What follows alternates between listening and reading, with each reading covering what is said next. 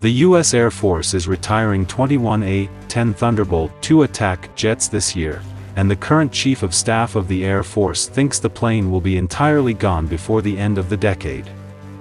The A-10, built for the battlefields of Cold War Europe, saw extensive action over Iraq and Afghanistan, where it became popular with troops on the ground. The Air Force says the Warthog, as it is affectionately known, is simply not survivable against modern air defenses. The plane has been saved from the chopping block many times by its loyal and politically powerful fan base. Being unable to survive on the high-intensity battlefields they were designed to be fought for, and the crisis in Ukraine made that abundantly clear. Defense One reports that C.Q. Brown, Air Force Chief of Staff, said the retirement of the 21 jets is just a start and that the remaining aircraft could be retired within 5-6 years. Brown made the remarks at the annual Air Force Association gathering in Aurora, Colorado.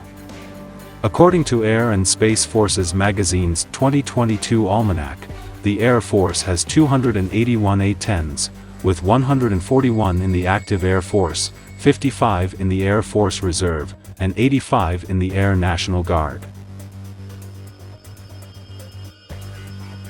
The Air Force has recently finished re-winging its remaining A-10 fleet, which was cut substantially after the end of the Cold War.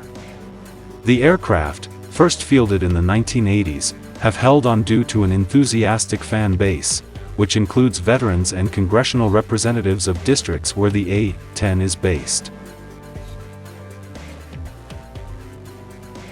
The Air Force has tried many times since 1991 to get rid of the A-10, arguing that it cannot survive against modern air defenses.